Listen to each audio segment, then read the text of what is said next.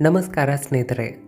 ಪ್ರತಿ ವರ್ಷ ಬರುವಂಥ ಮಹಾಶಿವರಾತ್ರಿಯ ಹಬ್ಬವು ಎಲ್ಲ ಶಿವಭಕ್ತರಿಗಾಗಿ ತುಂಬಾ ವಿಶೇಷವಾದ ದಿನ ಆಗಿರುತ್ತದೆ ಮತ್ತು ಪವಿತ್ರವಾದ ರಾತ್ರಿಯೂ ಆಗಿರುತ್ತದೆ. ಈ ಮಹಾಶಿವರಾತ್ರಿ ಹಬ್ಬದ ಉತ್ಸವದ ಹಾದಿಯನ್ನು ಪ್ರತಿ ವರ್ಷ ಭಕ್ತರೆಲ್ಲ ಕಾಯ್ತಾ ಇರ್ತಾರೆ ಮತ್ತು ಭಕ್ತರೆಲ್ಲ ಈ ಮಹಾಶಿವರಾತ್ರಿಯ ಹಬ್ಬವನ್ನು ತುಂಬಾ ವಿಜೃಂಭಣೆಯಿಂದ ಆಚರಣೆ ಮಾಡ್ತಾರೆ. ಈ ಮಹಾಶಿವರಾತ್ರಿಯ ಹಬ್ಬವನ್ನು 26 ಫೆಬ್ರವರಿ 2025 ಬುಧವಾರದ ದಿನ ಆಚರಿಸಲಾಗುತ್ತದೆ. ಈ ದಿನ ಶಿವನ ಪೂಜೆಯನ್ನು ನೀವು ಮಾಡೋದರಿಂದ ನಿಮ್ಮ ಎಲ್ಲ ಪಾಪಗಳು ನಾಶವಾಗುತ್ತವೆ. ಇಲ್ಲಿ ನಿಮ್ಮ ಮನಸ್ಸಿಚ್ಛೆಗಳು ಸಹ ಪೂರ್ತಿಯಾಗುತ್ತವೆ. ಶಿವನು ತಮ್ಮ ಭಕ್ತರ ಮೇಲೆ ಯಾವತ್ತಿಗೂ ತಮ್ಮ ಕೃಪಾದೃಷ್ಟಿಯನ್ನು ಹಾಕಿರುತ್ತಾರೆ.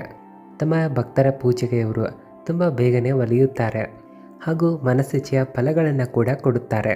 ಶಿವನ ಭಕ್ತರಿಗೆ ಅವರ ಶಾಂತ ಮತ್ತು ಸೌಮ್ಯವಾದ ರೂಪವನ್ನು ನೋಡುತ್ತಿದ್ದಂತೆ ಮನಸ್ಸಿನಲ್ಲಿ ಅಪಾರ ಶಾಂತಿಯ ಅನುಭವ ಕೂಡ ಆಗುತ್ತದೆ. ಅದರಲ್ಲಿ ಶಿವನು ಎಷ್ಟು ಶಾಂತವಾಗಿರ್ತಾರೋ ಅಷ್ಟೇ ಬೇಗನೆ ಸಿಟ್ಟು ಕೂಡ ಮಾಡ್ಕೊಳ್ತಾರೆ. ಶಿವನ ರೌದ್ರ ತಾಂಡವದ ಬಗ್ಗೆ ಅಂತೂ ನಿಮ್ಮೆಲ್ಲರಿಗೂ ಗೊತ್ತಿರಬಹುದು. ಈ ಒಂದು ಕಾರಣದಿಂದಾಗಿ ಸೃಷ್ಟಿಯು ಅಳಿವಿನಿಂಚಿಗೆ ಹೋಗಿ ತಲುಪಿತ್ತು ಮತ್ತು ಶಿವನ ಮೂರನೆಯ ಕಣ್ಣಿನ ಬಗ್ಗೆ ಅಂತೂ ನಿಮ್ಮೆಲ್ಲರಿಗೂ ಗೊತ್ತಿದೆ. ಸ್ನೇಹಿತರೆ, ಶಿವರಾತ್ರಿ ಅಂದರೆ ಭಗವಂತನಾದ ಶಿವನ ರಾತ್ರಿ ತಿಂಗಳಲ್ಲಿ ಒಂದು ಬಾರಿ ಬರುತ್ತದೆ. ಈ ರೀತಿಯಾಗಿ ವರ್ಷದಲ್ಲಿ 12 ಶಿವರಾತ್ರಿಗಳು ಇರುತ್ತವೆ.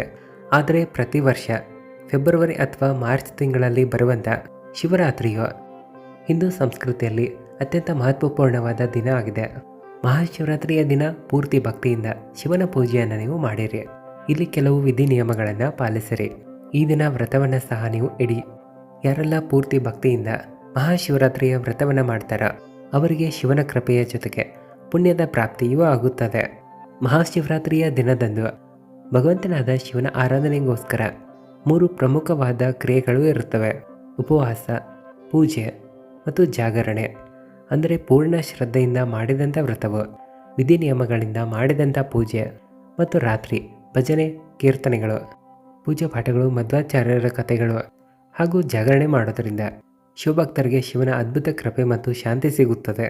ಈ ದಿನದಂದು ಶಿವಪುರಾಣ ಮತ್ತು ಶಿವಚಾಲಿಸವನ್ನು ಮತ್ತು ಶಿವನ ಸ್ತೋತ್ರವನ್ನು ಜಪಿಸಬೇಕು ಹಾಗೂ ಶಿವನ ಮಂತ್ರಗಳನ್ನು ನೀವು ಜಪಿಸಿ ಶಿವನ ಪೂಜೆಯಲ್ಲಿ ಧೂಪ ದೀಪಗಳಾಗಲಿ, ನೈವೇದ್ಯ ಇತ್ಯಾದಿಗಳ ಜೊತೆಗೆ ವಿಶೇಷವಾಗಿ ಹಾಲು, ತುಪ್ಪ ಹಾಗೂ ಬಿಲ್ವಪತ್ರೆ ಆಗಲಿ, ಉಮ್ಮತ್ತೆ ಎಲೆಗಳು, ಶುಭ್ರ ಬಣ್ಣದ ಹೂಗಳು ಹಾಗೂ ಗಂಗಾಜಲ ಇರೋದು ತುಂಬ ಅವಶ್ಯಕತೆ ಇದೆ.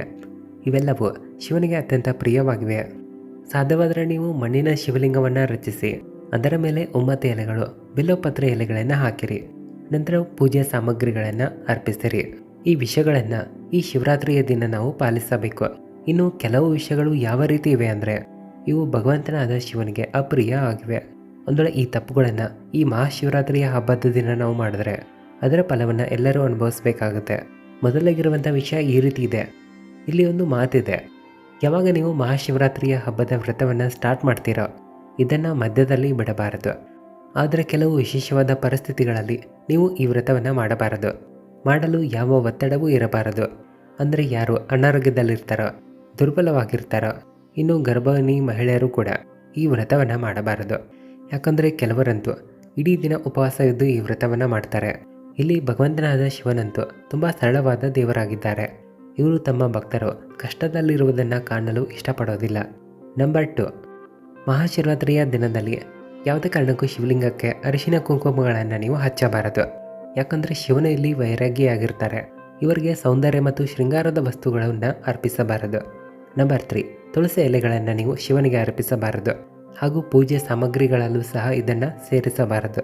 ಶಿವಪೂಜೆಯಲ್ಲಿ ಇದನ್ನು ನಿಷೇಧಿಸಲಾಗಿದೆ. ಒಂದು ವೇಳೆ ಶಿವನಿಗೆ ತುಳಸಿ ಎಲೆಗಳನ್ನು ಅರ್ಪಿಸಿದ್ರೆ ಇಲ್ಲಿ ನಿಮಗೆ ಯಾವ ಫಲ ಸಿಗೋದಿಲ್ಲ.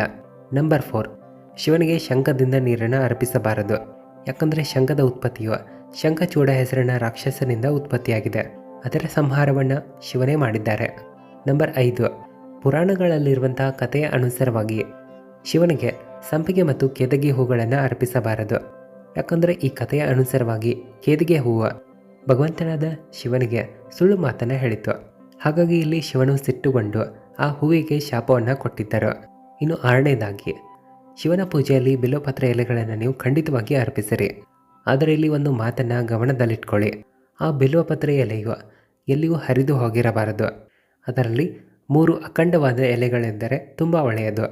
ಬಿಲ್ವಪತ್ರೆ ಎಲೆ ಕಟ್ಟಾಗಿದ್ದರೆ ಅದು ತುಂಬ ಅಶುಭ ಅಂತಲೇ ತಿಳಿಯಿರಿ. ನಂಬರ್ 7, ಯಾವತ್ತಿಗೂ ನೀವು ಭಗವಂತನಾದ ಶಿವನಿಗೆ ಬಿಸಿಯ ಮಾಡಿರುವಂಥ ಅಥವಾ ಪ್ಯಾಕೆಟ್ ಹಾಲುಗಳನ್ನು ಅರ್ಪಿಸಬಾರದು. ಯಾವತ್ತಿಗೂ ನೀವು ಶಿವನಿಗೆ ಶುದ್ಧವಾದ ಹಸಿ ಹಾಲನ್ನು ನೀವು ಅರ್ಪಿಸಬೇಕು. ಕಾಯಿಸಿದಂಥ ಹಳೆ ಹಾಲನ್ನು ಸಹ ನೀವು